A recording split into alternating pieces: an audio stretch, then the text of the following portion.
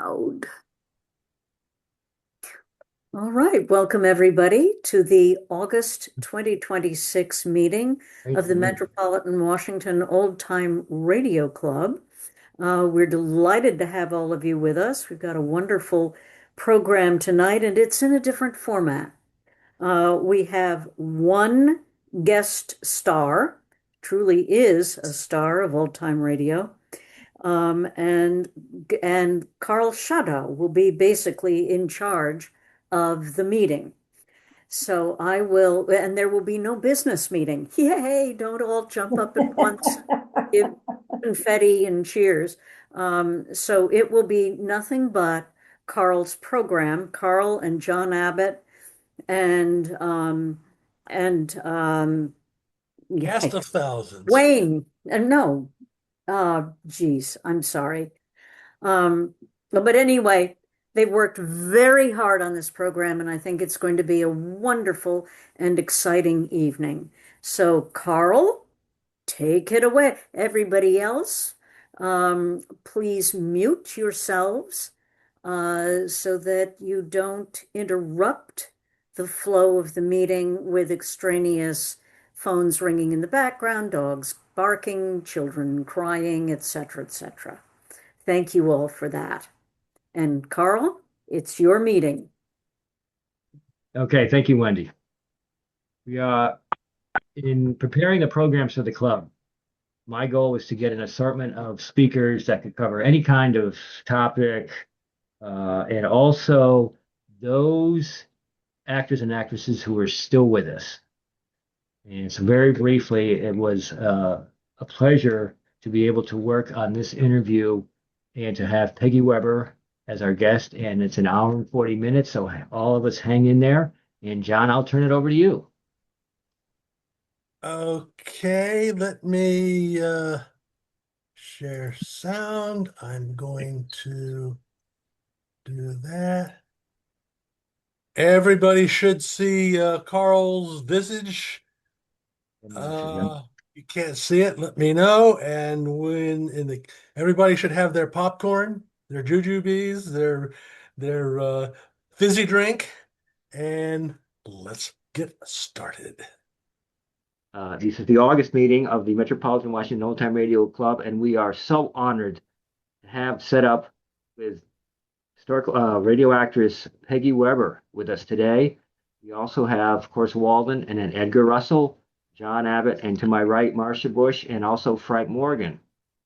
And Walden, what's the best way to handle this with questions and background, since you've done this 100 times? I've done this 100 times. Well, I think you have a question. Maybe you want to start at the beginning. Maybe the audience doesn't know. Peggy, how did you get started in show business? At 2.5, I was put between movies in Texas and Laredo, Texas. And my father had been an oil man with 500 wells pumping, and he was on the verge of the Depression. I guess that was happening very soon. And things were not as jolly as they should have been at that time. But my introduction was wonderful. It was a Russian prologue that went through the country, and they went to my dancing school. My mother had put me in dancing school, and they had picked me out of all the children and all the adults, I guess, that they had seen. And they brought a big orchestra, and it played between movies. And they brought me on with my acrobatics and my jazz dancing and my singing. I evidently made the front page of the newspaper. So I was sold on show business. I thought it was the most wonderful experience, and my parents continued through the Depression to put me in dancing school, and I was again with a Russian dancing teacher, and we were in Seattle, Washington at that time. And she was not easy. She was a very difficult teacher to work with. And I was not happy with those experiences, but I learned how to be disciplined. And very soon thereafter, I began writing scripts for shows, dramas, and wanting to present them somewhere, not knowing where to present them. But gradually, as the Depression hit, I was old enough to work at a radio station in Texas. And I did go to work there and produced and directed and wrote children's programs, also did commercials. From there, we moved to Tucson, Arizona. And again, I worked at the radio station there, KVOA. And I was getting more at ease with what I was doing. And my father died around that time. And I sold the car and bought 2 tickets for my mother and me to go on the train to California. The war had just begun, and my mother thought she would be able to get work in some kind of war plant. And I told her I would get a job, but I was also going to USC, the university there.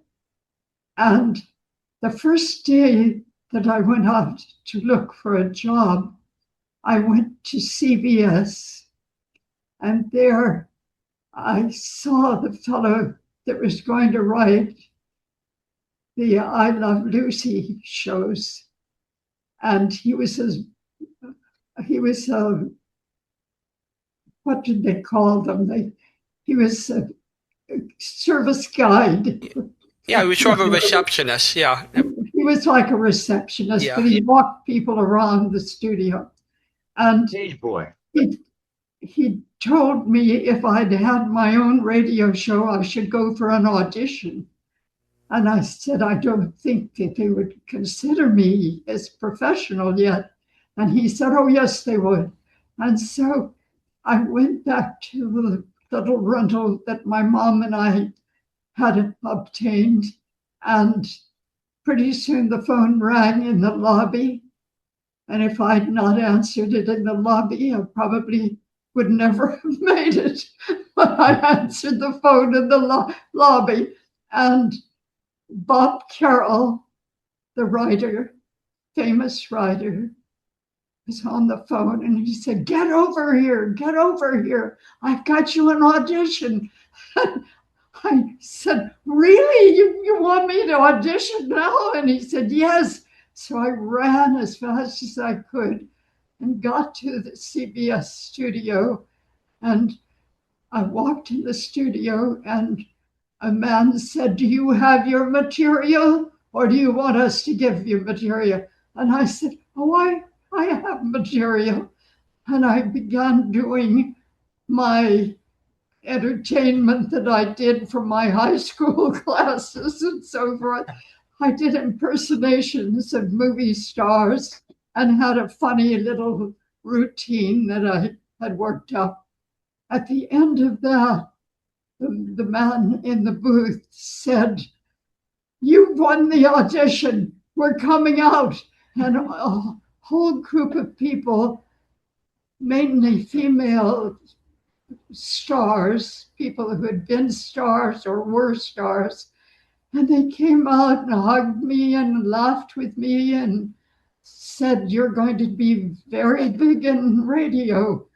And I was so dumbfounded by this whole thing. I didn't quite know how to take it. But pretty soon, Edna Best was calling me to do the British show that she was doing. And I appeared on that quite a few times. And the man who had auditioned me also worked for the big producers in films, and he called me quite a few times, and I dubbed a number of movies.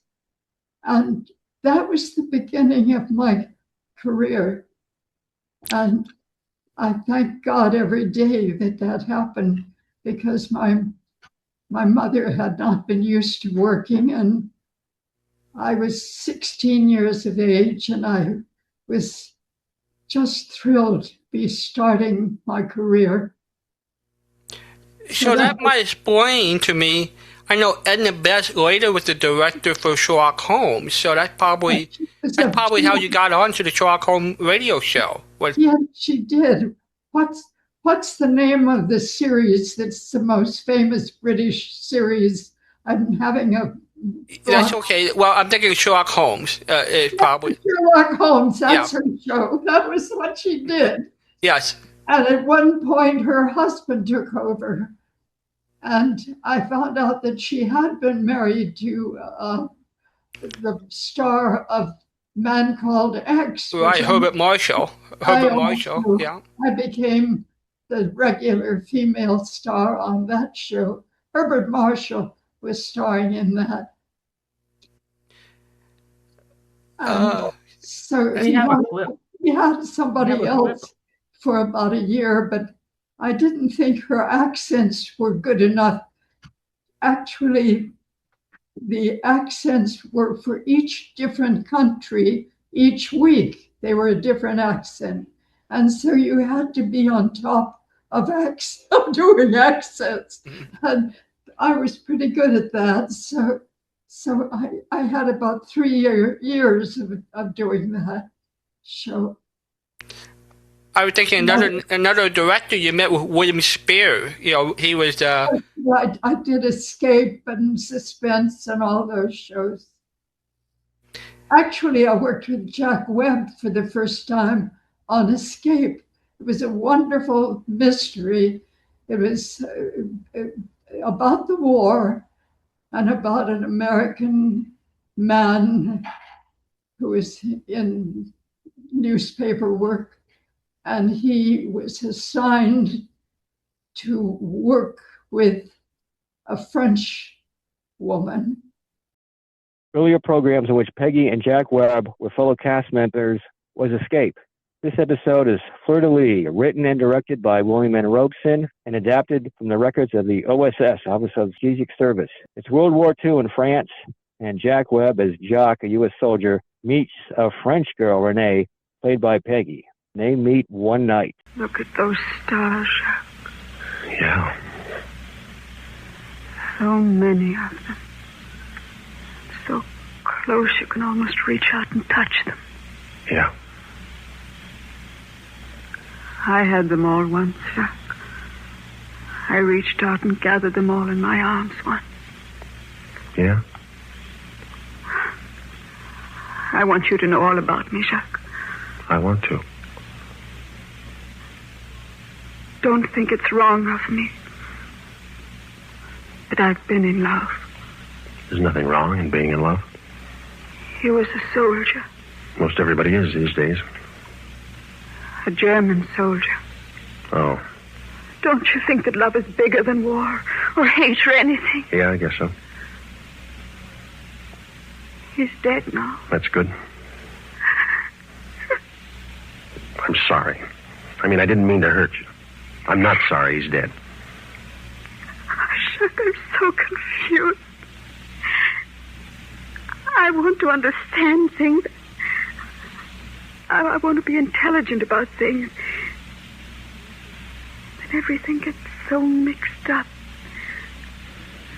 Like now. Like now? Yes.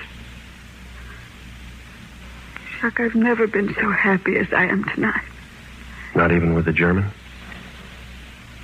Not even with him. Why does it have to end? Why do those blessed stars have to go out one by one to make way for another day of war? Why can't we stop time, you and I, and gather all the stars together, just for us? Jacques discovers something very interesting about Renee. It's a surprise ending. If you haven't listened to this episode, be sure to check it out. It's available online. It was from July 14th, 1947. And that was the part that I was playing. And in it, he was also working for the government, keeping that a secret. But he was ordered to shoot me, to kill me. And so the story was about a love affair between these two people, not revealing what they really were doing.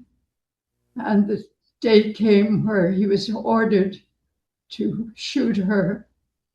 And I think it was a most dramatic show.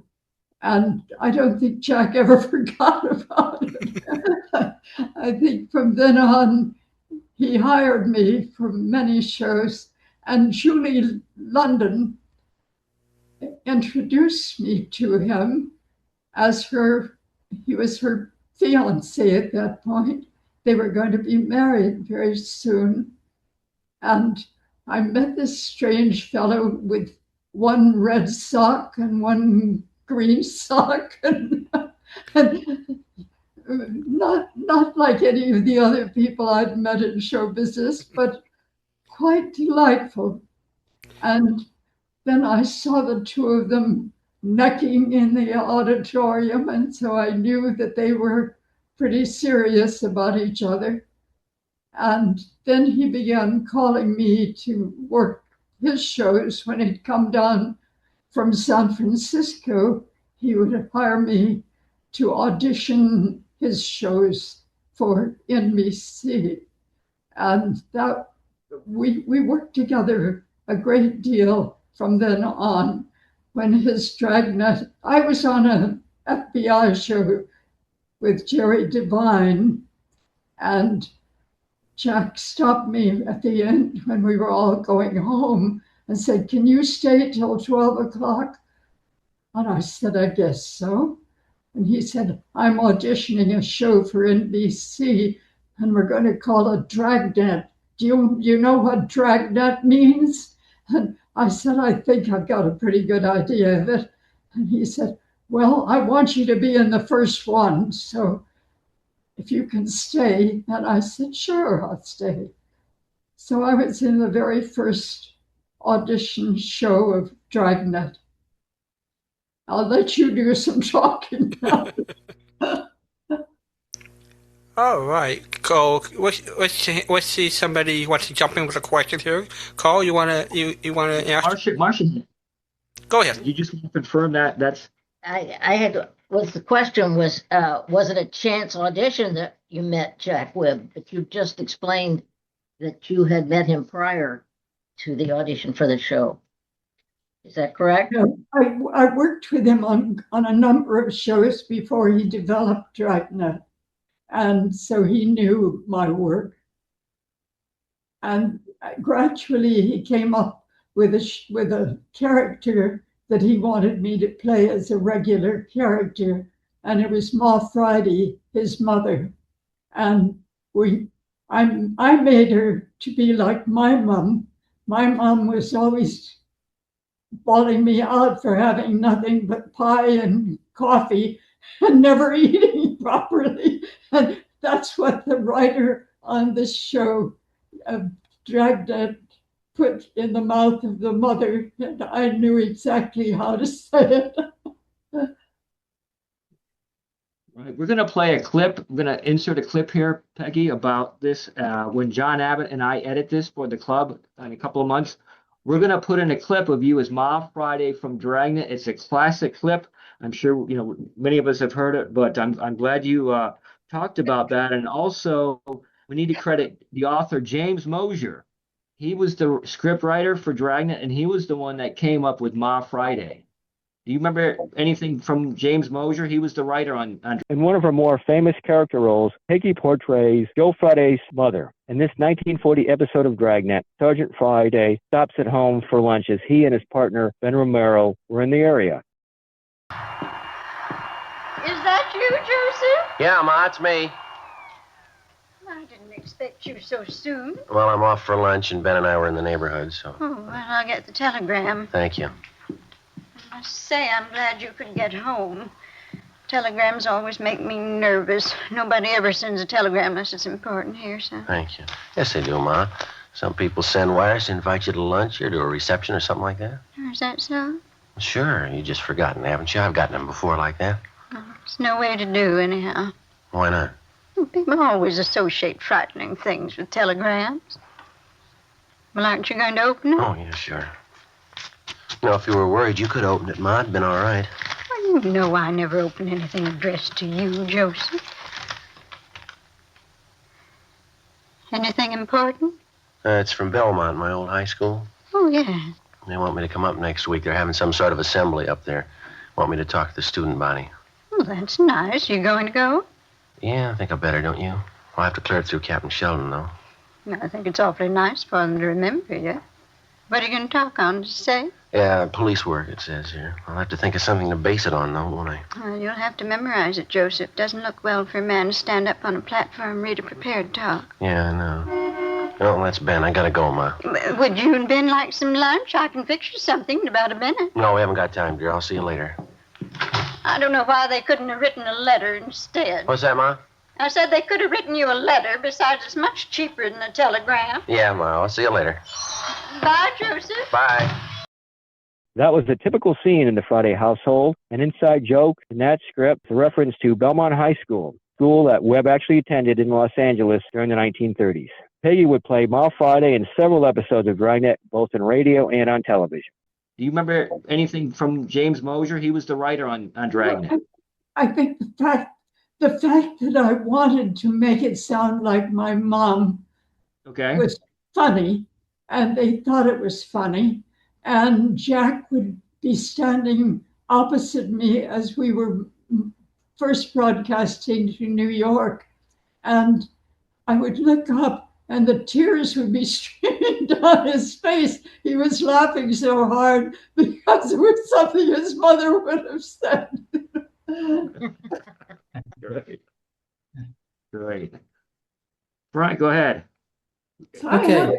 I had a great time with Dragnet, and I loved playing Ma Friday, and I played a lot of other kinds of characters.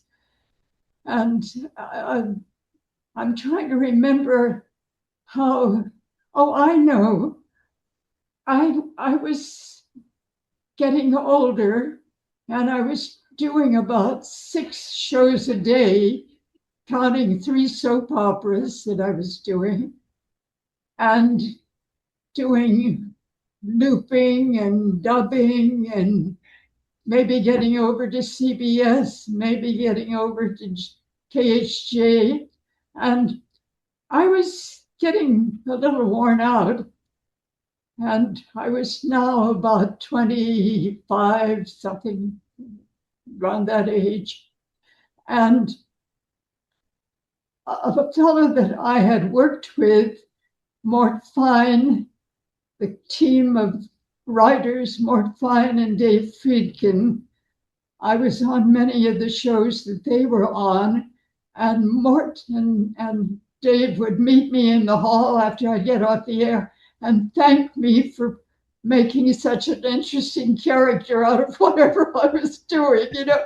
And I never thought any more about it, but he called me one day and he said his brother-in-law, who was a doctor, an eye surgeon, was in town, and he wanted me to be introduced to him. And so I was making a movie at the time, and I said, I don't know that I'll be able, you know, to meet you with the hours that I have. And he said, well, we'll try. And so that's how I met my husband. And I took the paperwork that that all the men in Dragnet wanted to know who this was. They had all the information about it. And it got into the hands of Jack Webb, and he said, well, he looks all right. He's on paper. And they didn't really, every director I had told me, don't get married and don't go to Japan, because that's what he was inviting me to do, because he was going to be, with the special service over there for the atomic bomb.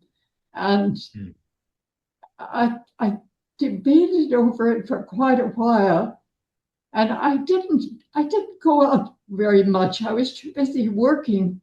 And my mother and I had bought a house, and I was the person who was bringing in the money. I didn't feel it was fair to my mother for me to be going out with men, and so I kept working. And all of a sudden, I realized you're getting older, and if you want to have a family, this is a good person to get married to. He's a doctor, he's an eye surgeon, and he had to go to school a very long time to become what he is. And you could be sure that this is a good marriage for you. And I talked myself into it.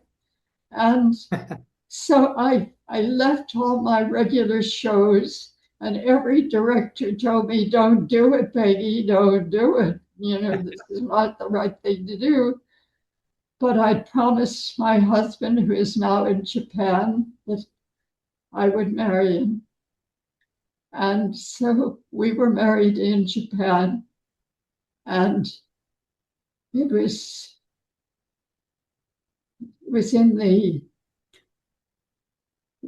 I can't think of the name of the office there, but it was a special office. And when they looked up, they said, oh, you're American. And I said, yes. And they said, only Japanese women come in here to get married to American soldiers or whatever. And so I thought, well, that's a good beginning. And so from that, I stayed in Japan for almost 2.5 years. I flew back once or twice to do some shows for Jack Webb, but that was it.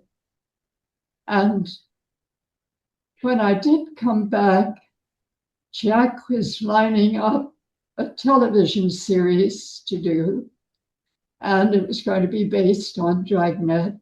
And one of the first shows he was going to do was one that I did. It was called The Big Mother. And in this, I played a young Mexican woman who goes away to her sister in Mexico to have her first child. And the child dies, and she has to go home to her husband, and she is afraid to go home without a baby because he was very stern and very difficult. So she was in a hospital, and she steals a baby. And this was on the front page of the Los Angeles papers and everything. Well, I played the Mexican girl who steals a baby. And that was a very important part on radio, particularly. And then when I did it on television, it was the first show that Jack did for television. And later, he did a show on the bomb, the big bomb that was going to go off in some building downtown Los Angeles. But the very first one was The Big Mother. And he kept that for the 7th week. And I said, Jack, wasn't it any good? And he said, yes, it was good. I wanted to save it until the 7th week. That's when they say the audience is the biggest and they'll get to see you. I said, well, thank you very much. I didn't mean to insult you. And so anyway, that was his thinking. He thought it would be better if it came on the 7th week. And so that's what it did. And I did get 3 offers to do movies out of it. But my husband was getting kind of antsy, wishing I would come home to Japan. And so that's what I had to do. But I did do the 2 pictures before I left. But it hyphenated my career because I had my children and I had a baby, and now I was expecting a 2nd child. And so I stopped working very much because he was coming home, and we moved to North Carolina to be with Duke University. And I was getting letters from Jack and what was his name? Sherm. What was Jack? Well, is he William Spiel? I get letters from him saying, Peggy, we've got all kinds of parts that we want to put you in. And by this time, I was with two babies, and he got a job at UCLA and told me, well, you'll be able to go to work when we get back to Los Angeles. And that was true. It did happen. So it hyphenated my career. But anyway, I then had my first son, and he was born at the Santa Monica Hospital, St. John's Hospital. And so that was, I was continuing to work there for Jack and for other people. I was doing very well, but I had a divorce coming up with my husband because I came back to see something I had done a little early.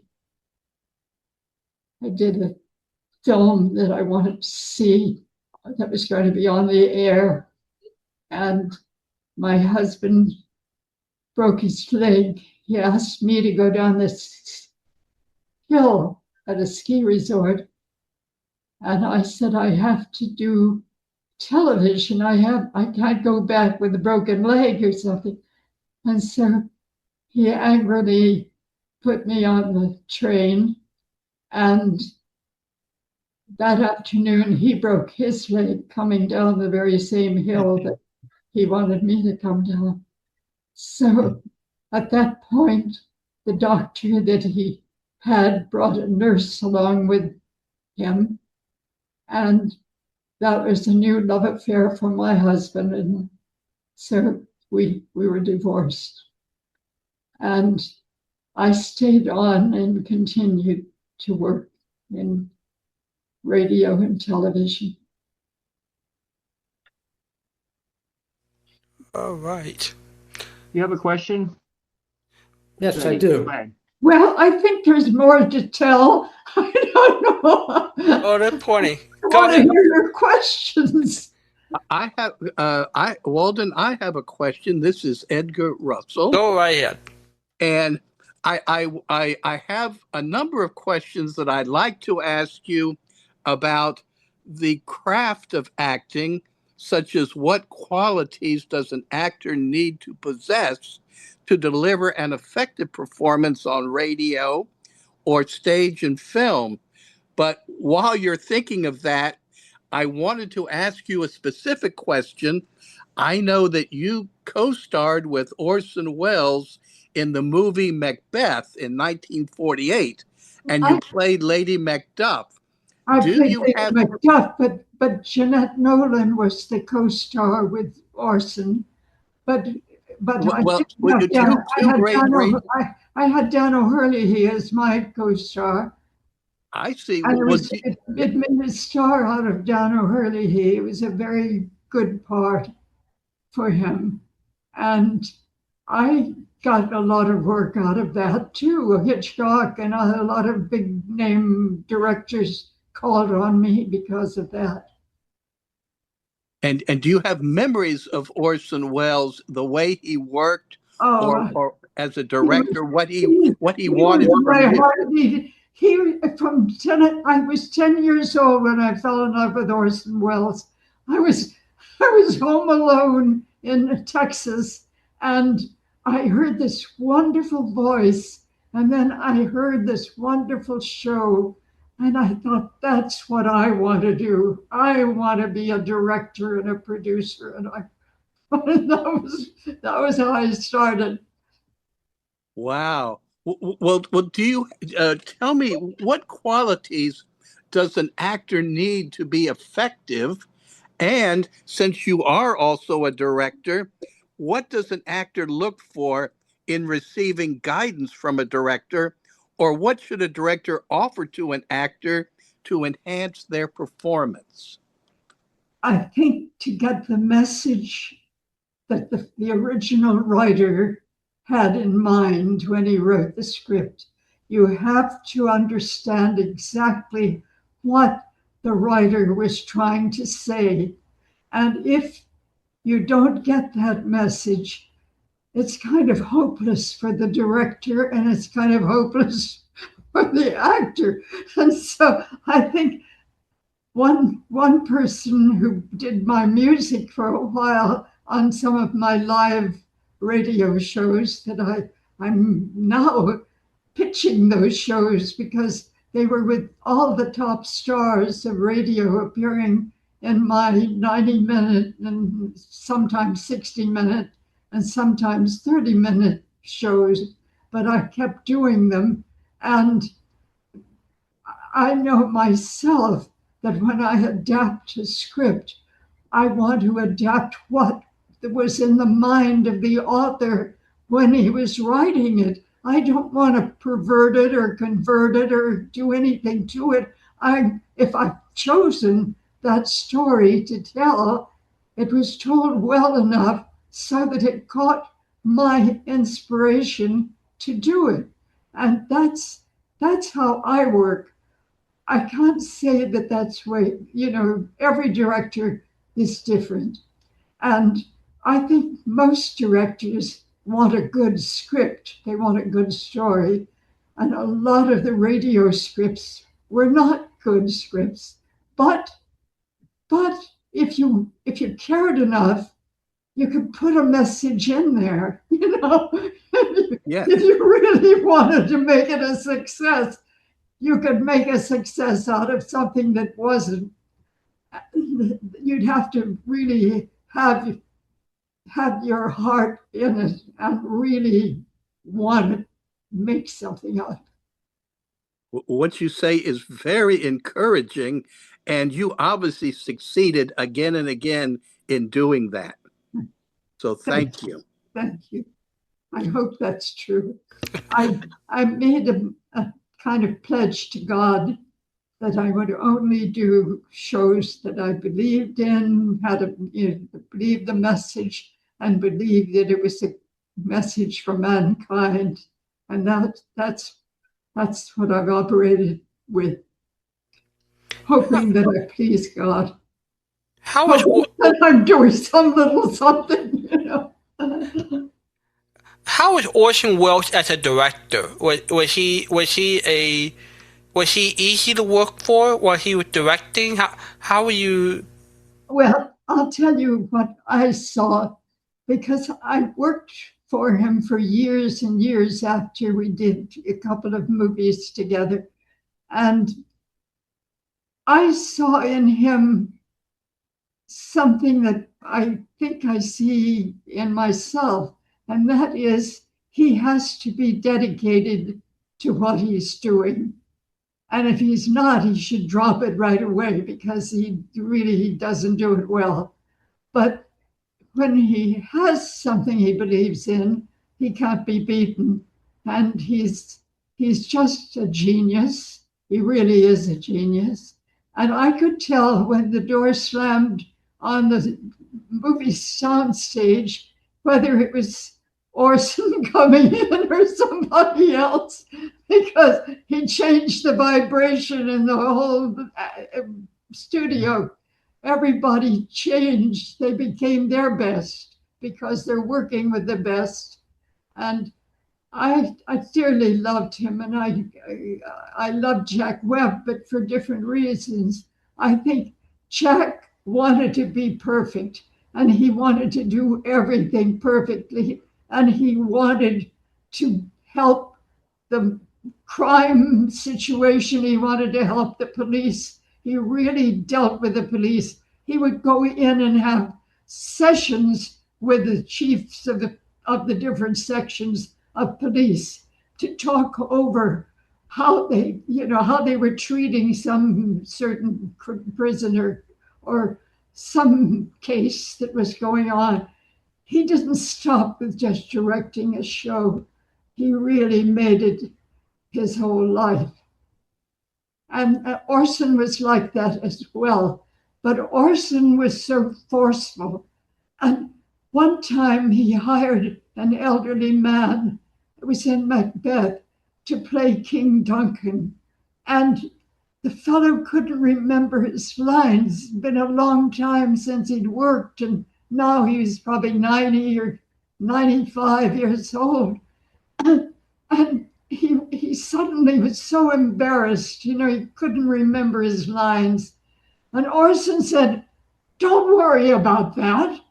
He said, "Come on, let's take a walk." And he took him for a walk. And when he came back, the fellow was marvelous. He was just marvelous with what he was doing. And it was because Orson had this power. He wanted to do the right thing, and he wanted it done, and damn it all, it's going to be done, And I love you. I picked you. I wanted you. You're going to do it. And that's how he got this fellow to play it so well. All right, Frank, you have a question? I do. Peggy, you worked with a lot of actors who were known for their dramatic roles. Who do you remember was kind of a prankster or liked to have fun that we might not imagine would have been that type? Who would we have fun with? Yeah, who would perhaps play pranks or get everybody laughing? Jack was great when he was in a good mood. Oftentimes, he'd get up in the middle of the night to record the sound of going up and down the steps at City Hall. And he would come back, and his sound effects man wouldn't play them loud enough so you could hear them. And he would get furious. He'd go over and lay him out. And I remember one time that Virginia Gregg was on the show with me and with some men that we had always worked with. And Jack was having a tantrum with the sound effects man. He said, "I took you out at 2 a.m. to get this. Why can't you play it? Why can't you play it?" And he kept screaming and hollering at the end of the stage. And Virginia said very quietly, "Jewish, And of course, Jack wasn't Jewish. He was maybe half Jewish, but he was not religious Jewish. Anyway, I never heard that Jack was Jewish, except that he would joke about it, that everybody thought he was half Jewish. So, but I also heard when I began to get people who were fans calling me, one of them was very dedicated to my liking Jack Webb so much. And so he looked up the history of Jack Webb, and I don't know if I should talk about it, but his mother left his father, and Jack was born in Santa Monica, and his father lived in Montana, according to this story. And so this director and also the fans that were working with me at the time said to me that that was correct. That was what happened. And so Jack never knew his father, but he had 3 brothers that he didn't know about, because I discovered it after he died that he had 3 brothers by the same father. And his mother never remarried, so she and her mother raised Jack. And the mother's name was same as my mother, Maggie. So I guess that's where he got the Irish. And Emma was the grandmother. And those 2 ladies brought up Jack Webb. And he was president of his high school. He always was at the forefront of all of his classes. And I think this is why he told his daughter when she was writing his bio, Peggy had a background like I did. And that was pretty much the truth. All right, Karl? Given a couple questions from members of the club. Donna Ring submitted a question, Peggy. Throughout your life. When Jack began doing Dragnet, he told all of the actors to not project. Don't project on the microphone. We want to come to you. We want you to speak quietly as you would to somebody next to you. Don't project like radio actors. And this was his new technique that he taught everybody who worked on his shows. And it was an idea that came to me when I was doing children's shows like Red Ryder or, any of those cowboy shows. I used to try to tone it down and just talk very quietly to my person. And the director would come out and say, "What's happened to you? You've got to speak up." And I'd say, "I'm working with Jack Webb. That's what happened."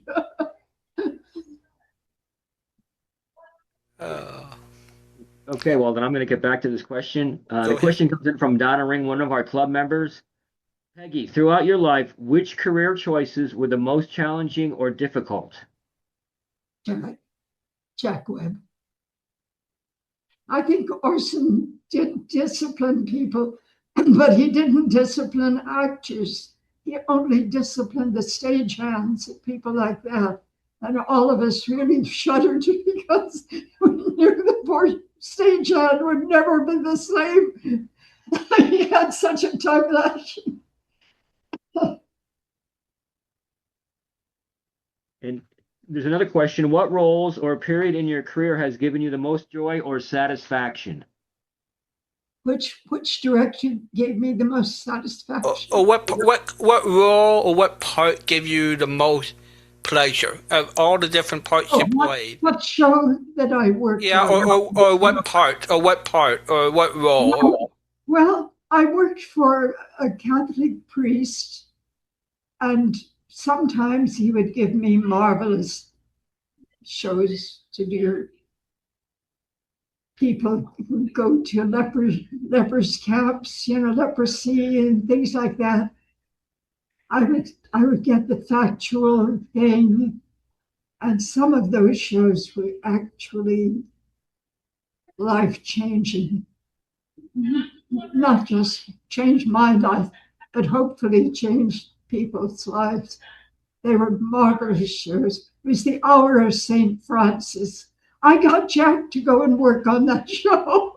All right, Karl. Another question from Coleman Daniel, a club member. Earlier in your career, Peggy, you had various roles on network radio soap operas. What types of characters did you play, and what were the names of those programs? I can't quite hear you. They want to know your roles in soap operas. I know you did Dr. Paul. Right. And you did. And a woman in my house. Women, Carlton Boys, yeah. Yes, that was a Carlton Morse. And also, I did a soap opera for CNF Productions every morning at 6 o'clock in the morning. And sometimes we recorded it again at 8 o'clock in the morning. And then there were other afternoon shows that I worked sometimes. This woman's secret would be a secret story that some woman was telling. And then I would work Dragnet and comedy shows and all of that in the evening. Jack's show usually started rehearsal about 6:30, and we'd get it back to New York about 10:30, I guess. What was it? 3 hours different. 9:30 would have been 9:30 in New York. And then there were shows at KHJ that nobody ever remembered the names of the shows, but some of them were pretty darn good, and some of the actors I worked with there were very outstanding. Woman in My House, the Carlton Moore show. Any memories? Because I think you worked with Les Tremaine and Billy Idelson and Forrest Lewis. It was a good cast in the Carlton Moore soap opera that you did. Any? All of the Carlton Moore shows were wonderful. He'd get very involved. There was one where he kept me on forever, and I thought, this is ruining the whole program. This is not One Man's Family. It was about a girl who lived on the waterfront, and she met somebody in the One Man's Family, and she decided she wanted to get one of them for a husband. And she was a poor little wretch, who lived on the waterfront. And she would come and visit the men in the houses. Carlton Morse would write about it. And she would be making eyes at Clifford or, any of the different brothers or the father even. And it got to be almost a joke. Jeanette Nolan wrote from Montana where she lived, and she would say to Carlton Morse, "Where did you find that actress? She's wonderful." I hadn't met her yet. I didn't know Jeanette. And then afterwards, she became my best friend. What about Jeanette Nolan and John McIntyre? What's your memories of those two people? Well, she was the most devoted wife, and he was the most devoted husband, and they loved each other very much. Unfortunately, they lost their son at an early age. He had just done a play for me, and he was evidently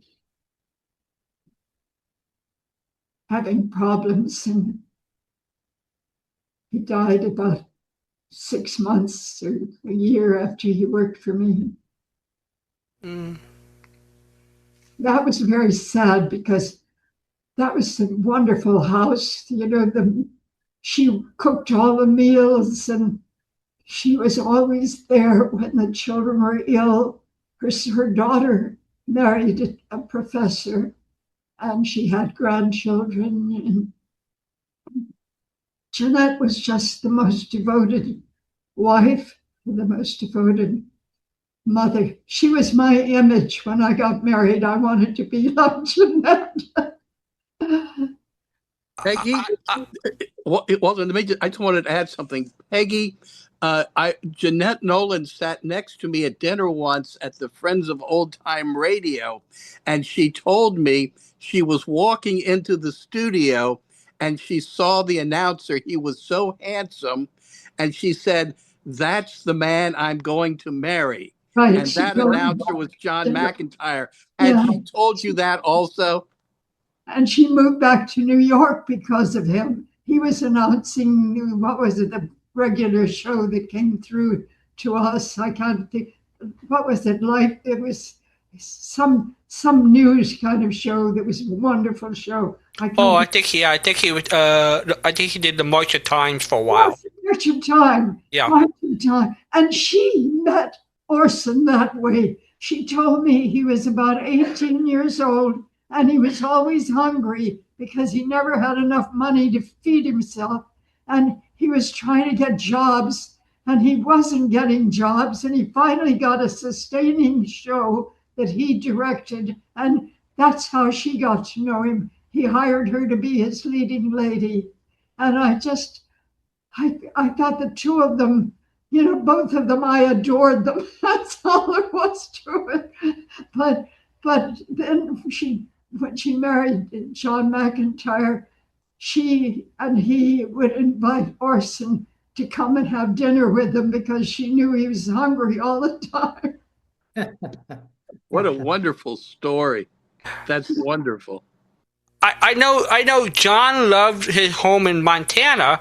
Yes. And so occasionally they would work, and then John said, "We're going." Right. They would drop everything, and they would be in Montana for a period of time. And if they came back to L.A. or New York, everybody hired them right back. That's what I thought was going to happen when I married my husband. I thought that was going to be like 6 months in Japan and 6 months in California. Didn't work.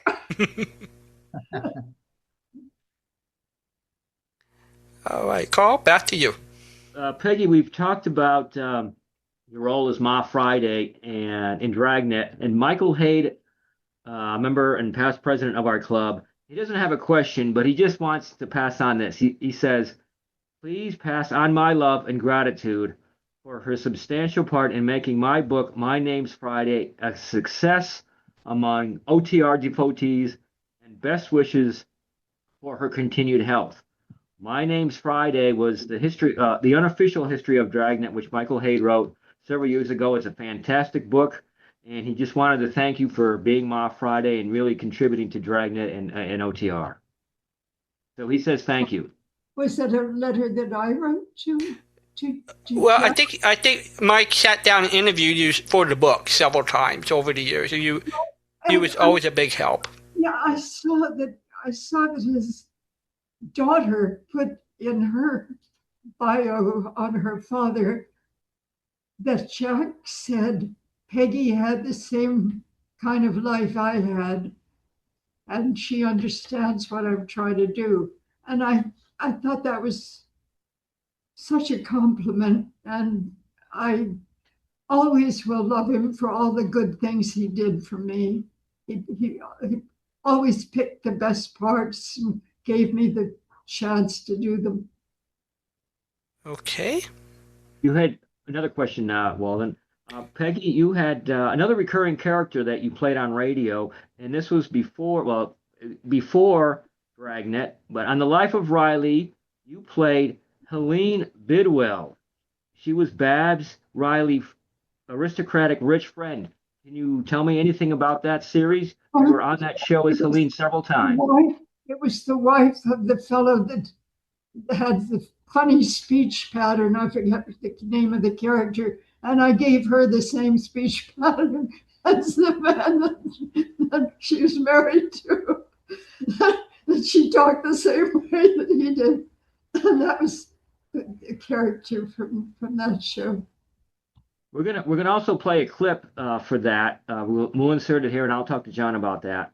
Peggy portrayed the recurring character Helene Bidwell in The Life of Riley. In this particular episode, it's the night of the high school formal dance. Riley's daughter Babs is there with her date, and in walked Helene. But in the wings is her father and his neighbor, Waldo Binney. This episode was from October 12th, 1946. Oh, it's Helene. We're too late. Why, hello, Babs, darling. Why, Helene, dear. So nice to see you. You remember Jeff? Good evening, Helene. Why, Babs, dear, that dress. Uh-oh, there's going to be fireworks. Yeah, and I'm the punk who started it. Why, thank you, Helene. Do you really like it? No, don't ask that. Like it? Well, really, I had it made for me over a year ago. Well, Helene, if this is your idea of a joke, this dress happens to come from... Yes, I know, the economy swap shop. That's where I usually get rid of my old gowns. Oh, Waldo, hold my hand. Well, you must be mistaken, Helene. Oh, really, Helene, fun is fun, but this gown was born... I know, Saks Fifth Avenue. They created it especially for me. You'll probably find my initials on a tag under the hem. Mind if I peek? Oh, now, wait a minute, Helene. Yes, there it is. See? Oh, if I had poison, I'd take it. But don't worry, Babs, darling. We'll keep your little secret, won't we, Jeff? Helene, I think you're... Excuse me, Jeff. With Helene as a friend, who needs enemies? In this episode, Sharon Douglas plays Babs. Her date for the evening, Jeff, was played by Howard Duff, taking a break from his duties as Sam Spade. Waldo Binney played Dink Trout, and the troublemaking father, William Bendix, as Riley. Also, you had mentioned Herbert Marshall, and we also have a clip from you from... I'm having trouble hearing you. There's a... Turn up things. What's your memories of Herbert Marshall? They're going to play... Oh, Herbert Marshall, Man Called X. Right, exactly. I did that for 3 years. That was every week. Right. There was a special Christmas show in 1947 which you played a child, which was fantastic Yes, part. I Yes. loved that show. That was my favorite show. Yeah. In this clip, we hear Peggy in an episode of the espionage series The Man Called X. In this adventure, Mr. X, played by Herbert Marshall, is with Pagan Zellschmidt when their plane, in which Mr. X is piloting, crashes in the Middle East during a storm. I can hear you, Peggy. Getting very dizzy, Mr. X. I don't know. I think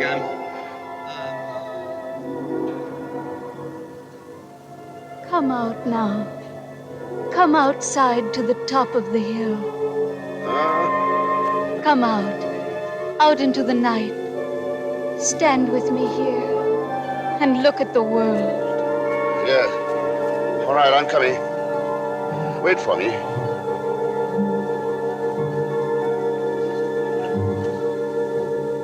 I heard you calling out here in the darkness, child. As you should, sir. It was you whom I called. Storm was raging. Now it's very still. There are a million glittering stars. There can be no storm where I am. Yes, I know. But the friend who was with me, what about him? He lies there in the great bird that fell from the sky, even as you do. So will it be for a time. I understand. But you, child, why are you here alone in the night? Were you waiting? Did you know what was going to happen?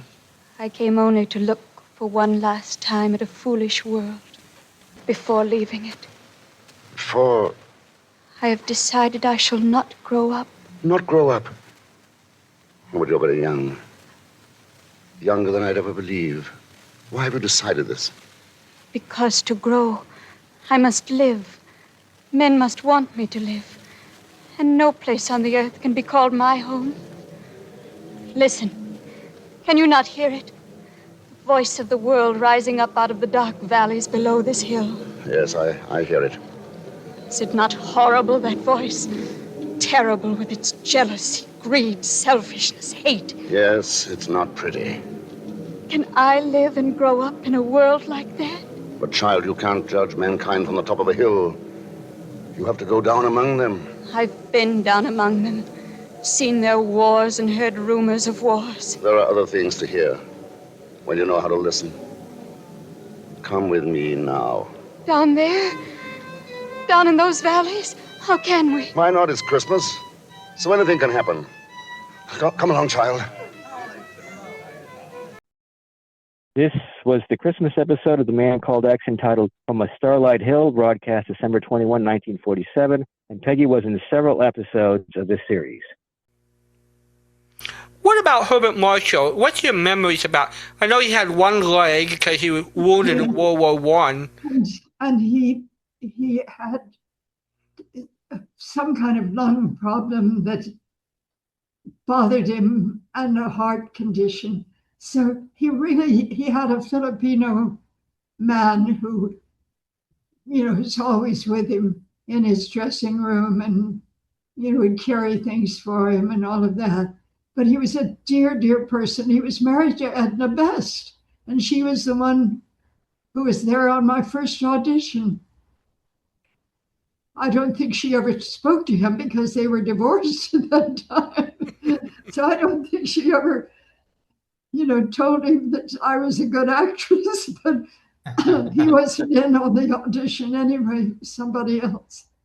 How was Jack Johnstone as a director? He directed, The Man Called X and Johnny Dollar. Talk about Jack Johnstone. Well, how I met him, I was doing the Life magazine audition for NBC, I think it was, NBC. And I played an Australian war bride. And it was with a very famous Broadway actor whose name I knew I would forget tonight when I got on the phone with you. But he was a very respected actor, and I can't think of his name. Anyway, from the audience at the end of the show, Jack came up on the stage. That not Jack Webb, but the other fellow. What was his name? Jack Johnstone. Jack Johnstone. And he said, "Peggy, how would you like to be the co-star on, Man Called X?" And I said, "Oh, I would love it." And he said, "You got it. You got the part." And that's how I got the part. How was he as a director? I understand he... If you were on the same key with him, you got along with him very well. He had to kind of be on your wavelength, or you on his wavelength. But the first shows I did with him, we got along very, very well.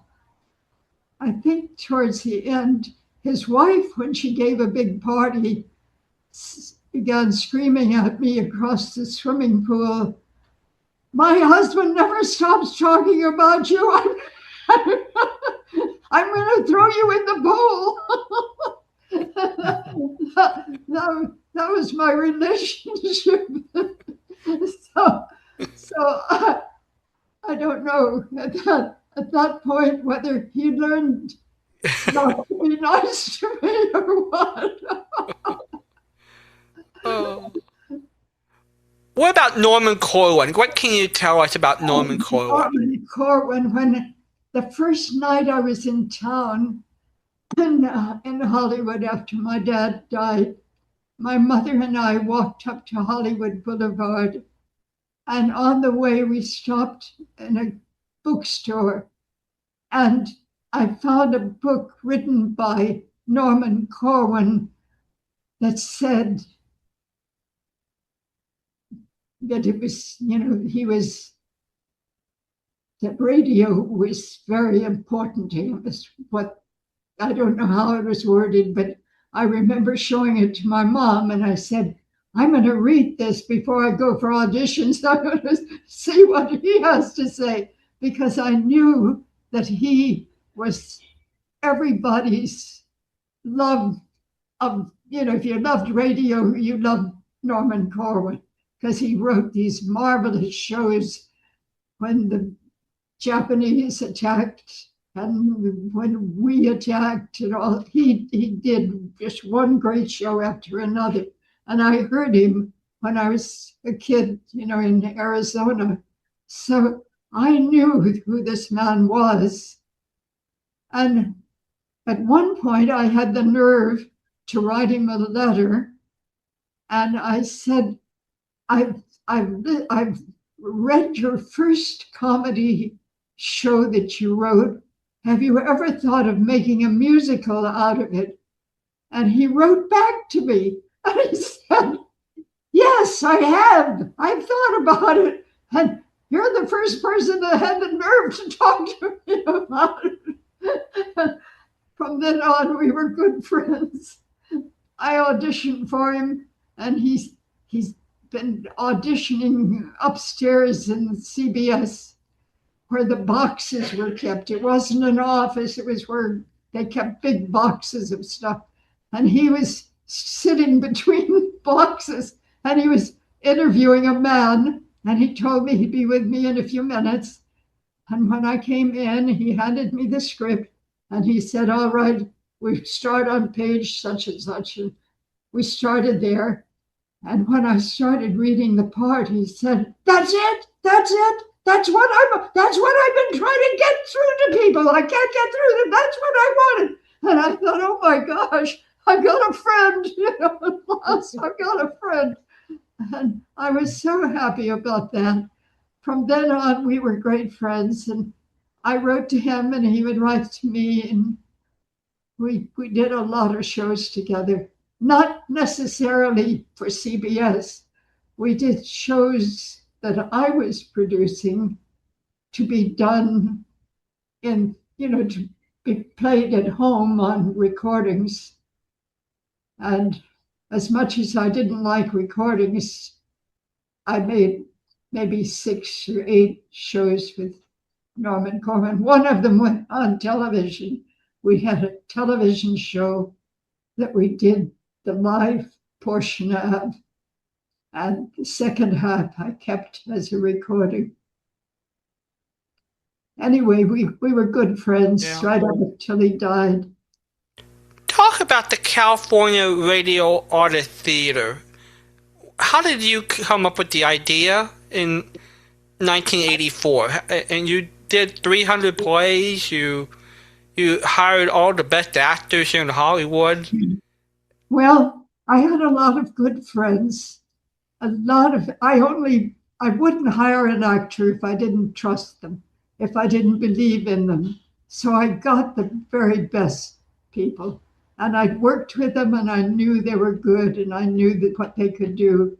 And so I think it's a love affair. I think, it's some girls go after boys. I go after radio.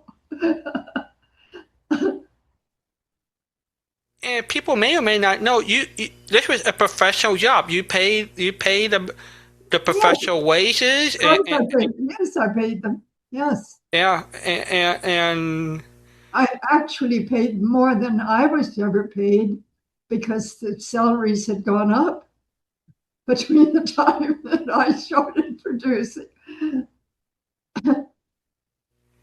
It must have 3 times more than they paid me when I was busy in radio. And it must have been a challenge, Peggy, to get NPR to run it or all the places.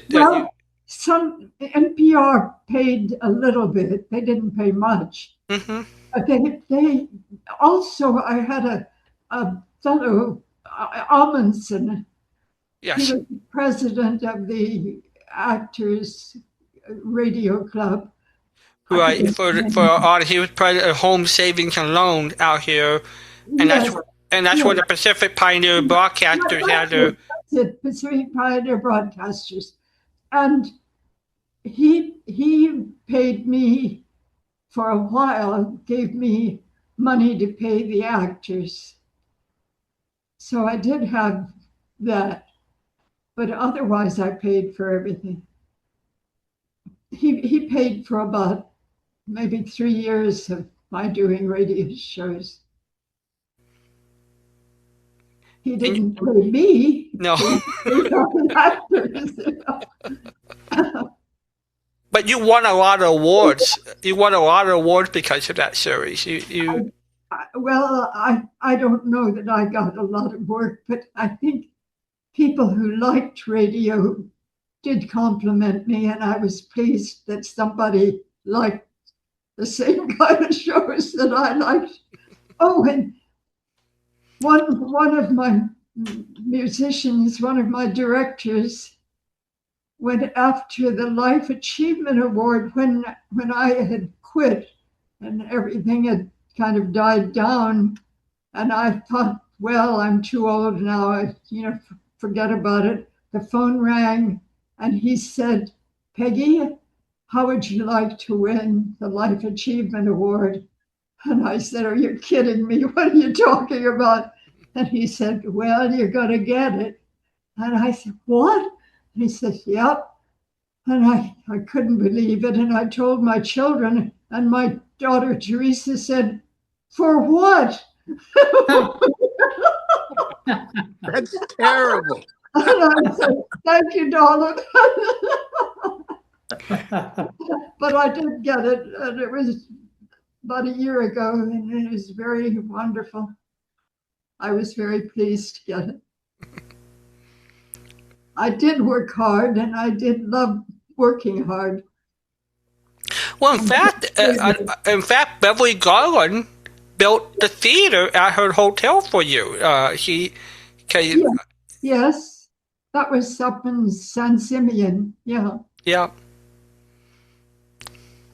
We did a lot of shows there. I'd bring actors up from Hollywood. That was because my children were still in school, and I wanted to stay where they could go to school. Right. Karl, back to you.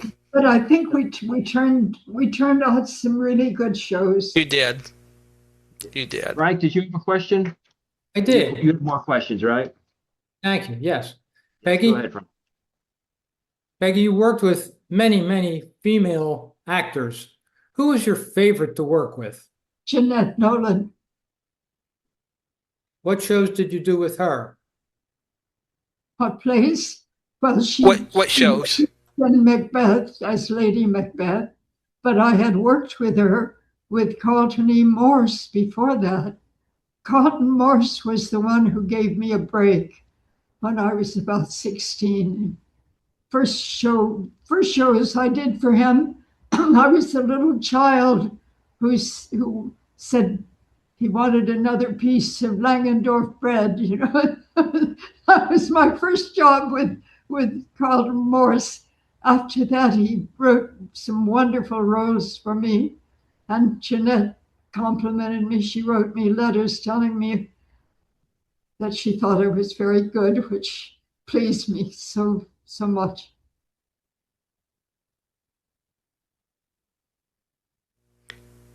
I'd like to ask I can tell you that I still am in love with all the people that I worked with that I loved. The ones that I loved, I still love them.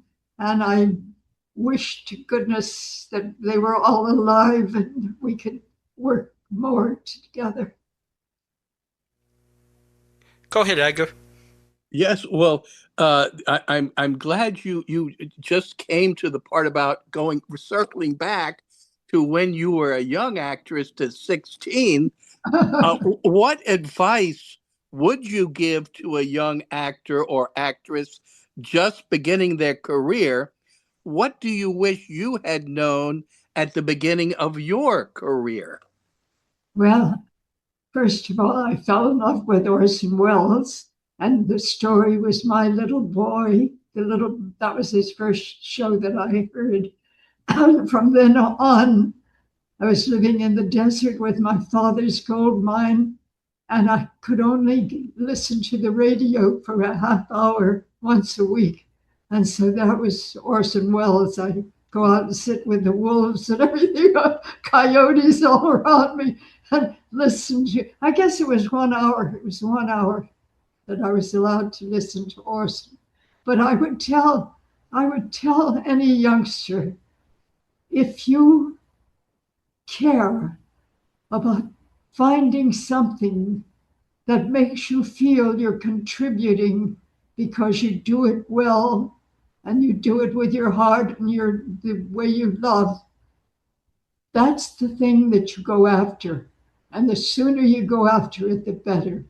And my professors at the University of Southern California said almost the same thing.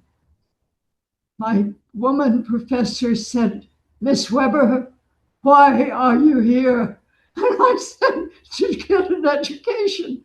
And she said, go work.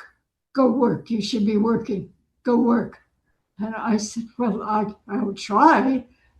And I did try, and I did get some work. But then also, there was another famous producer, very famous producer, and he said, my daughter wanted to do what you're doing, and I told her not to do it. I told her to stay with it and to get her education. So I quit before I graduated, but I also felt that when I was being offered so many good parts and good chances, I probably only had about 20 years ahead of me, and I'd better take that chance right now, go to work. So I was getting up to do a 6 o'clock in the morning show and an 8 o'clock in the morning show, and then another one a little bit later, Carlton Morse. And then in the evening, I had 2 or 3 shows that I regularly did.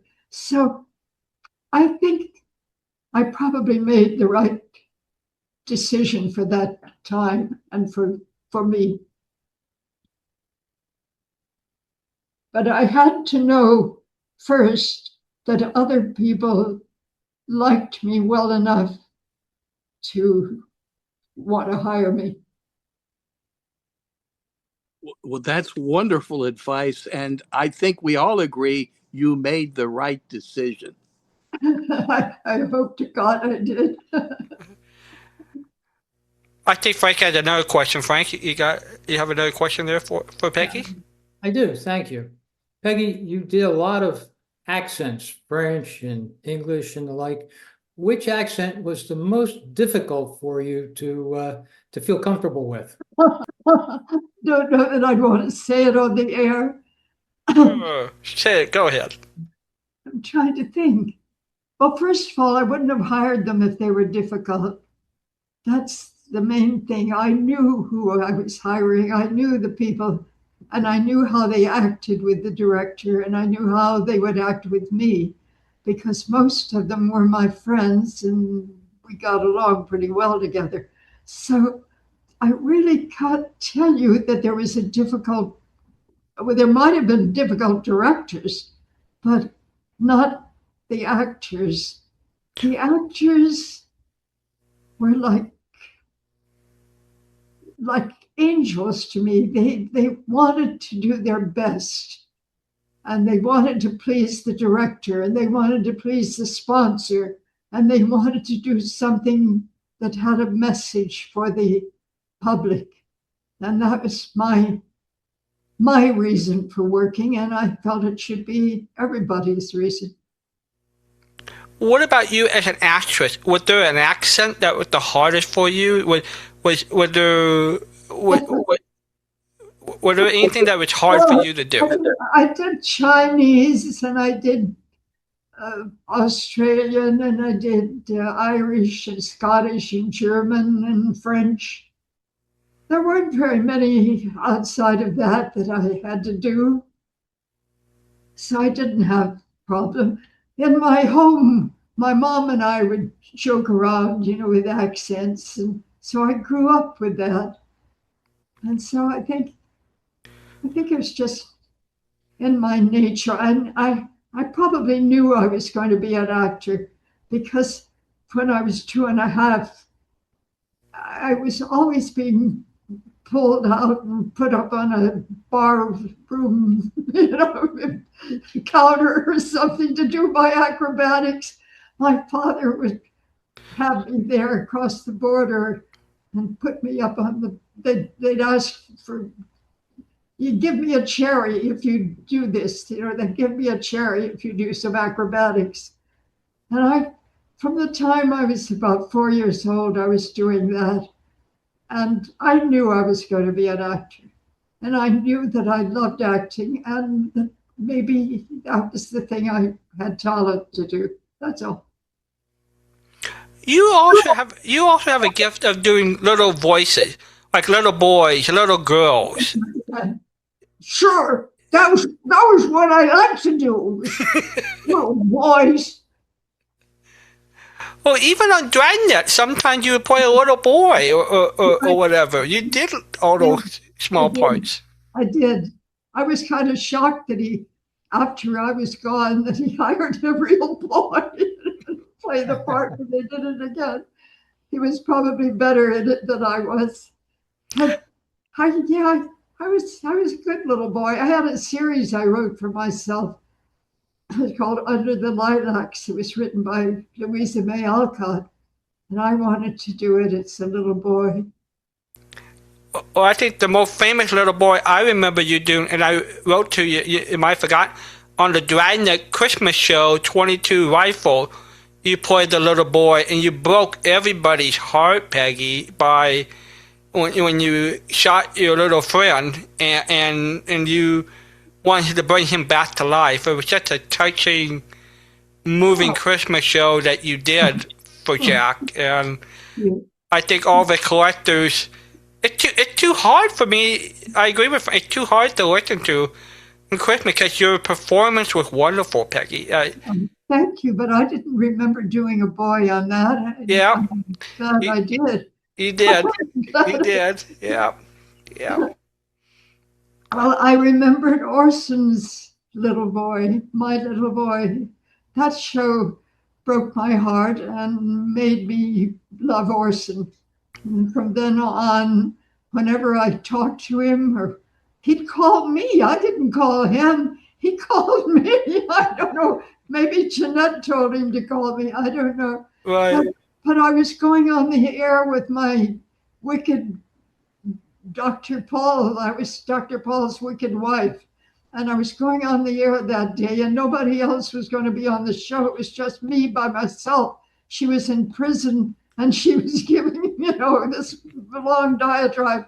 And so I remember, at that point, that those kind of things, it's because you're in love with life, you're in love with people, you're in love with wanting to be good and do maybe what God wants us to do. Maybe if we're right about that.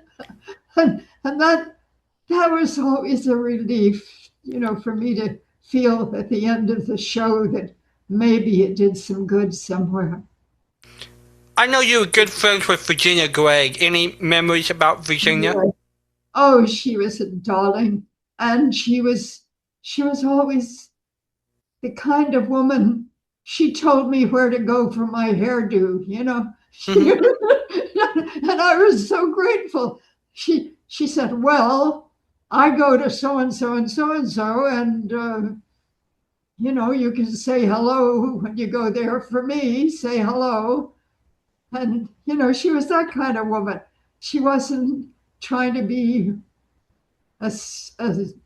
she didn't want to outsmart you or she wanted the best for you. When I come back to the table after I do my part on Dragnet, she would say, that was it. That was great. That was good. She was always giving you the up. Is she gone? Is she dead? Is she no longer alive? Yeah. Yep. Is she gone? Yep, she's gone. Oh, I'm sorry. Yeah. What about Peter Lorre? You did a lot with Peter Lorre. I loved working with Peter Lorre. One time, he dropped the script after we were in a very emotional scene, and I thought, oh my God, what am I going to do? I have to make up all the words because he was just standing there shaking his hands in the air, and I was saying, oh dear, So I knew the story, and I began telling him things that were in the story, and he then began feeding it back to me. And the two of us were there without scripts, just doing the end of the scene. And it was such a relief to know that he was a good enough actor that he could, forget about his lost script and go right on with it. But he had an audience, and he was not going to let them down. He was from the German theater. I forget the name of it. It's a very famous German theater. I asked him once, do you ever go to look at the rushes? He said, oh, God, no. God, no. I would never do that. How about Vincent Price? You did a lot of the Saint radio show. I did a lot of his shows, yeah. Well, he was a darling. He'd go out, he was newly married. I don't know if he was gay or not, but he loved his wife. And he would go out during the lunch break to antique stores or jewelry stores and buy something for her and come back and show it to me, whatever it was. Do you think she'll like this? He would ask me. And so when I'd go to San Francisco, sometimes he was starring at a theater with a one-man show. And I was still married at that time. And my husband took a picture of the two of us together, smiling, holding on to each other. And I think it's the best picture I ever had taken. I was so happy to be with him. He was a person that filled your heart. How about John Daner, Peggy? How about John Daner? You were with him in Have Gun Will Travel? Who is that? John Daner. Any stories about John Daner? Was my good friend. He and another actor took me over to the Russian drama teacher that they went to. And it was the nephew of the famous Russian author. And right at the moment, I'm drawing a blank, but it was the Russian author of the most wonderful comedies that we have today. I can't think of his name, but anyway, it's tell me, somebody said something. About John Daner. What's your favorite memories of John Daner? Well, that's what I'm trying to tell you. Yeah. The two of them, two men that I worked with all the time on CBS shows, right. said you should be taking, these lessons that we're taking. And they took me to this Russian actor's home. He helped his uncle found the Russian famous theater. If I hear the name of the theater, I would know their name. Anyway, it was a wonderful experience. And when I was doing movies, I told him that I sometimes had trouble remembering, like I'm having now. And he said, if you know something, really know it. You never forget it, he told me. What was that, Peter Lorre? No, not Peter Lorre. It was a name that was short like that. I'll think of it in a day and I'll show it. I'll call you. It's the most famous Russian playwright. It wasn't Stanislavski, was it? What? It wasn't Stanislavski. I think that was New York. Oh, Stanislavski was studying with this man. That's how he got to be so good. He was this writer. It's a very short name, and I was so proud to be accepted. Marlon Brando was there. Marlon Brando was in the class, and he put us each in a separate bedroom, and each of us would do what improvisation we would come up with. And one time he told me and Marlon Brando that we both came up with the same improvisation. And I was so flattered. I thought, oh, I'm thinking the right way. Marlon Brando liked it. How about Dick Powell? You did some Richard Diamond. I worked with Dick Powell a lot. And he was a dear person. And one of his secretaries Well, I won't go into that. That That's was okay. another Well, person. I remember you with the name. The last time we talked, remember with Blake Edwards. You worked. I worked with Blake Edwards. Yeah, Yes. because he directed and wrote some of the Richard Diamond, and we were the last time you and I talked, you and I couldn't think of who it was. His parents got to know my mother. They used to call, evidently, to see who his son was running with, what kind of people. And I wasn't dating him or anything like that, but he was always giving me very good parts, and I love being on that show. All right, Karl. We got about 5 minutes. Walden, what, 5 minutes? Yeah. to wrap this up? Anybody else have any more questions? I do, Walden. Go This ahead, is Frank. Yeah, Peggy, you have a marvelous, marvelous memory. No, And I wish I did. Thank you. God but bless I'm you. going to challenge it. I'm going to challenge it a bit, talking about two of the people you've spoken of. One, Yes. you did a show for Johnny Dollar where you played Virginia Gregg's daughter. You were a 10-year-old and you were in this mountain cabin trying to escape from a killer. And you did a marvelous scene with Bob Bailey where you kind of asked him if he would be interested in marrying your mother because she was a single mom. I guess I don't know if you remember that or not. I don't no, I like playing the mother. I like playing Jack's mother. I thought it was the most fun I'd had anywhere was playing Jack Webb's mother. Maybe that's what you heard. Jack enjoyed it. And Jack got, he'd laugh quietly, and sometimes the tears would run down his cheeks while I'd be imitating my mother. And it was the same kind of mother that he had, evidently. And a follow-up with regard to John Daner on Have Gun Will Travel. You did an episode where you played a hillbilly girl who wanted to marry Paladin. Her name was Prunella. Do you happen to remember that at all? Well, Peggy continued her work in radio through the late 1950s and into the early 1960s. One memorable episode from Have Gun Will Travel, she plays Prunella, a girl who was rescued by both Paladin and Mr. Paladin's client, Mr. Denton. They tend her wounds and ride her back to Prunella's home. Look, there's Ma out by the well. Howdy, Ma, I'm back. Ain't you gonna say nothing, Ma? Mr. Hot Sock, Prunella's come home. There's 2 men with her. Oh, he's kind of an angry-looking fella, isn't he? Get down off the horse, young'un.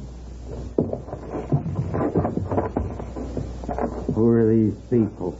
Well, that one's Mr. Paladin, and he's Mr. Denton. What you done to my daughter? We tried to help her. That old horse threw me yesterday, Papa, and I got lost in the storm. They took care of me. She came to our cabin. She was hurt. That's the truth, young'un? For the truth, Papa. I reckon Mr. Paladin just about saved my life. He didn't harm you? No, sir. Ma? Yes, sir. What do you think? She ain't smart enough to lie. Boy, put the shotgun down.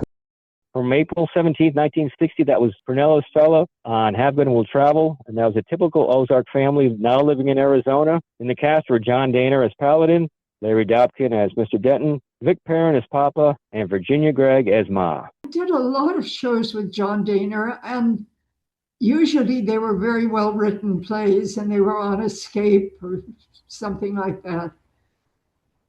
I don't remember specifically, but I enjoyed working with John Daner. He was one of the first really serious actors I ever worked with. And usually when we were doing the Army recordings that were sent overseas to the boys in service during the World War II, he and I were put together in many plays that were done then. Maybe that was one of the ones.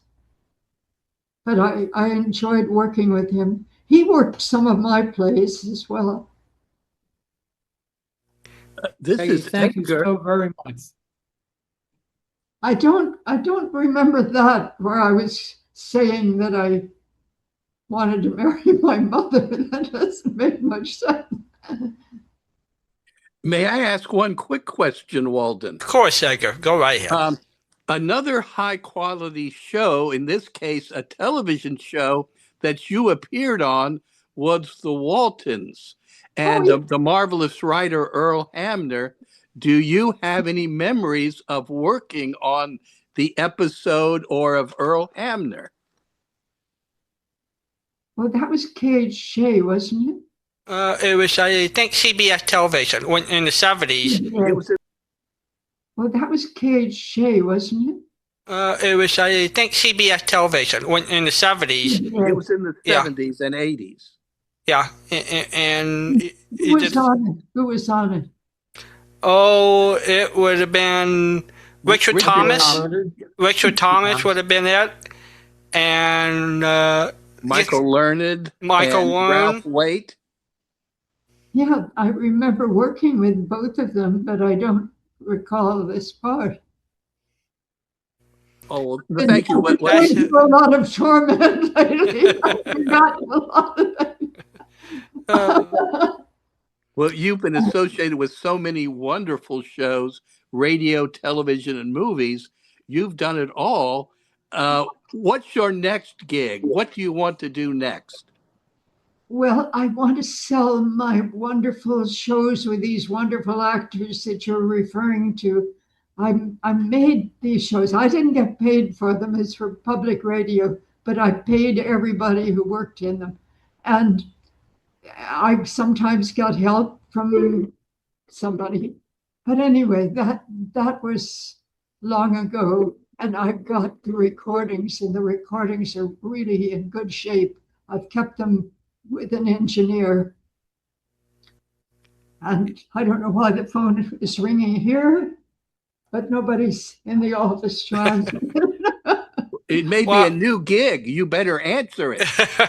No, that's something Peggy and I have worked on over there. It's just she would love to have her show back on a radio network again, and it's just it's. Well, I did put them on the public radio, but I didn't get paid for right. it. And those, I've now got 106 shows that I want to put on the air that are really very.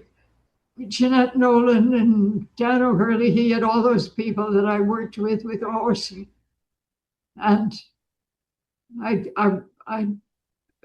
can't remember the names of everybody, but I picked only the best actors to be in the shows.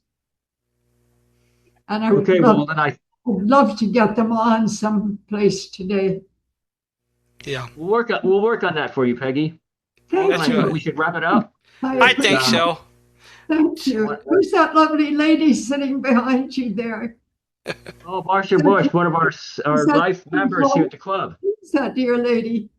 She's smiling and she's very pleasant. It's you. It's you.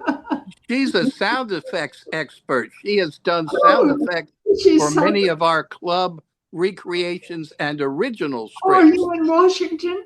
Yep. Are you in Washington? Yes, we're in Washington, D.C., right. Oh, well, thank you for being so kind. Somebody asked for me, and I appreciate that very much. Thank you. Well, Peggy, we love you, and thank you for doing this. You've been a... Well, I love you for loving radio. We love radio.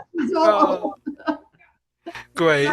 Thank you. All right, Peggy, I'll talk to you soon. Take care. I hope so. You bet. Bye-bye. Bye. Take care. Thank you so much. Thank you. Okay, well, that concludes the interview, everyone. I want to thank everybody for sticking with us for that full hour and 40 minutes. And I want to especially thank Walden for setting this up, and Cian, who was a staff member there at Peggy's assisted living place. Also, my fellow club members who had asked the questions, Edgar, Marsha Bush, Frank, Morgan, myself, of course, and those members who sent in questions. And of course, we want to thank our dear friend Peggy Webber for allowing us to pick her mind. I think that was a fantastic interview, and we'll open it up to questions. I don't have a question, Karl, but I do have a comment. I think that you and John did an outstanding job of editing to put that together for tonight. Having sat there with that during the interview, there were some rough spots, and I really knew that it would be a difficult chore, but did an outstanding job of putting it together. So thank you, John. Thank you, Karl. I get 90% of the credit. I get 10%. Right. That's according to the contract, right, John? Contract? I thought I was getting it all.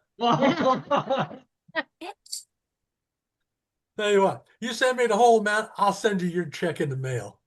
You're right. PayPal, buddy. Don't trust the mail. It was a lot of fun. I think Walden needs a slice of the pie too. He did a wonderful job interviewing her, and clearly, he had a way of being able to phrase a question so she could actually understand what was being asked, but with, just so smoothly and so beautifully. And what really came through to me in the interview, Karl, was the fact that she seems to be such a charming, warm person. I do not picture her ever being one of these aggressive actors who, is in it for themselves. She just loved radio and that came through so beautifully. And thank you so much for coordinating with to get this put together. It's a beautiful piece of old time radio history, I think. Great. Well, thank you, Wendy. Yes, Walden has known Peggy for over 40 years, so for him this was old hat. So I let him carry that. But we were good. So no, it was a beautiful interview. Thank you so much. Certainly. And thank you to everybody who was there to ask questions. Kelly has her hand up. Hi, everyone. Yes, that was really excellent. And I was just wondering, I looked at her Wikipedia page and her IMDb page, and I was just wondering where can I find, not necessarily a comprehensive list, but more of the, like, I was looking up to see which Saint episode she was in, and I could find one or two. Is there any relatively easy way to get a list of her, sort of the IMDb equivalent for radio? Radio Gold. Are you familiar with David Golden's website? It's radiogoldindex.com. I will look there. And that will give you a different, that'll forward you to a different website, which is now run by the University of Missouri, Kansas City, where Golden donated many of his transcription discs and recordings. They handle that. But if you just Google radiogoldindex.com, it should forward you to that website. If you have any problems, email me and I'll get that to you. Okay, because some of the titles I saw, I'm sure I heard them, but I'd like to hear them again now. So, okay, thank you so much. Yeah. Any other questions?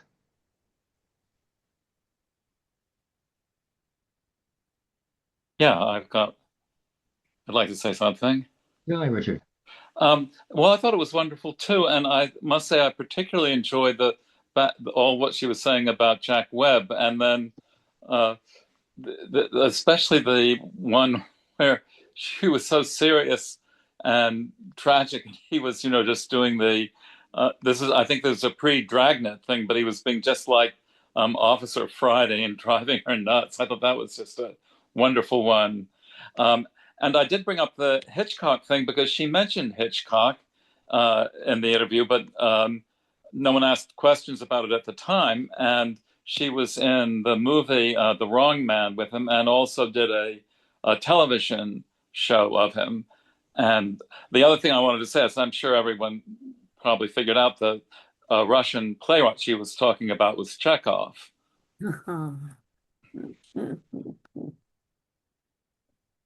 Thank you, Richard. Yeah, I have Sure.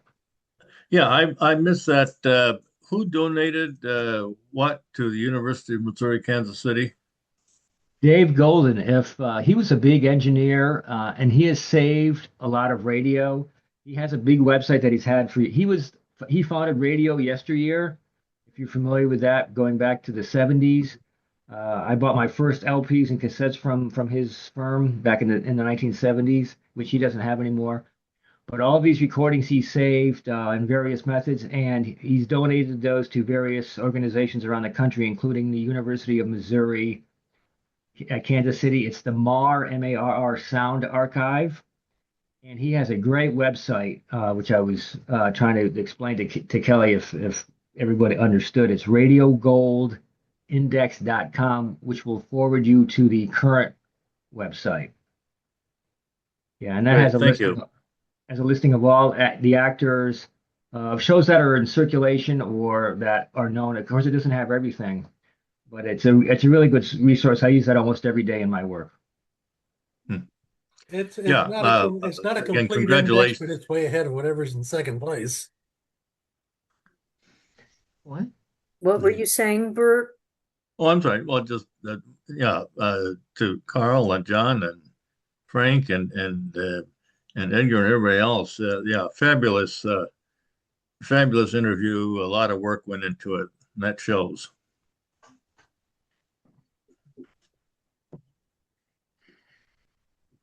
Any other questions, comments?